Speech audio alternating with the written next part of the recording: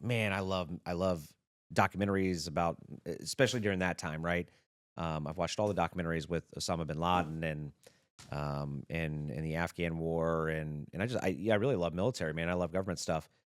But I always wonder like how much is legit, right? One of the things I always am curious about is like the intelligence that you see in some of these documentaries that they're giving to the bases, they're giving to the operators. Um, did you guys have great intelligence coming in at you, or did you ever feel like, man, we're kind of blinded, we're fighting this thing like in the dark? It was both. Like sometimes we'd have really good intel and we'd go where something was supposed to be like a cache and it would be there. And other times we'd go and we would get attacked and there'd be nothing there. So it was 100% bad information that was designed to trick us.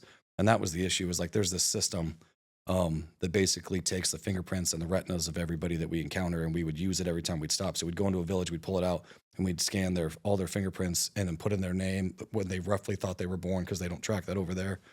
And then later on, we'd get into a firefight, and then we'd kill somebody, and we'd open up their little, open up their eyelid, and then scan their dead eyeball, and then we'd see that they were 3 villages over, and they'd give us an intel that like they'd never seen any Taliban, and then we'd turn that into our S2, which is our intel, and they'd be like, "Oh, we weren't even tracking that guy," or like, "Oh, we were tracking that guy the whole time." We're like, "Well, why didn't you say something when we bat-hided him the first time?" Right. Like we had that guy, and now he blew us up, but you never said anything. Yeah. I can only imagine that's probably one of the hardest jobs to do, not from a physical standpoint, but to be an intelligence person and you're not even in the area. Right. You're back in some office somewhere trying to build and create intelligence and hoping that's reliable. Man, that'd be tough. But so for you, you've watched the movie with Bradley Cooper.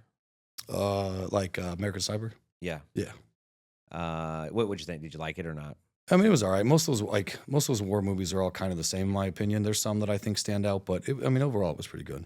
Were there were there parts of that movie? Because I know it's Hollywood, but were there parts of that movie that were eerily true and distinct to kind of what your memory was of being over there, or was it all kind of just like blown out of proportion?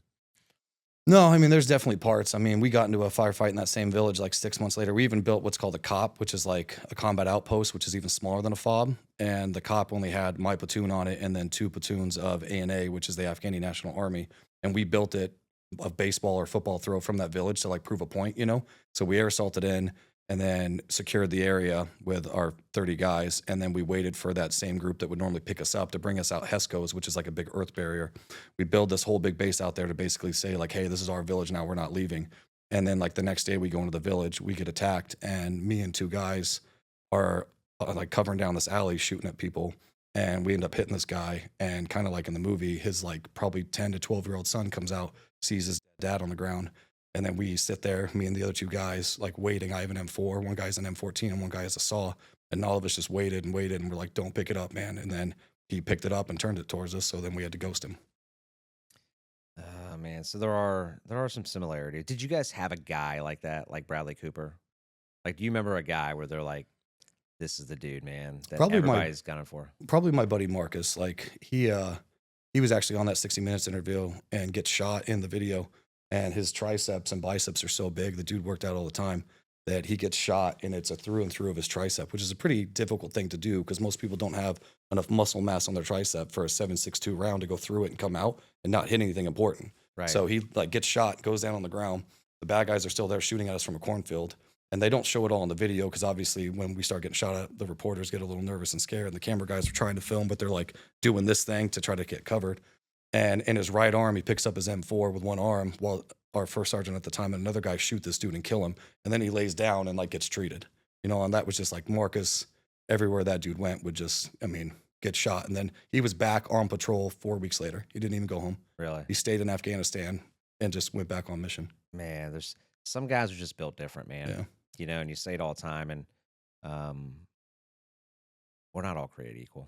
No, that dude's I think that people want to believe that that all men and women are created equal. That's just not the truth. no. There's a reason why some guys are centers in the NBA and some guys are 5'6". We're not all created equal. Maybe Right. we, have the ability to be equal from a mental standpoint and from a success standpoint and in business, but There's just some guys are just different, dude. Yeah, he was a beast. And I'm sure you had some of them. Hey, what's up, guys? My name is Todd Poltz, and I want to first say thank you for watching this episode. I have built a massive real estate empire in multiple multi-million-dollar companies here in the state of Ohio. And my goal is each week to bring you powerful conversations with some of the most successful, creative entrepreneur minds from around the country. But I need you to do me a favor right now and take time to subscribe to this channel and click right here for the next episode.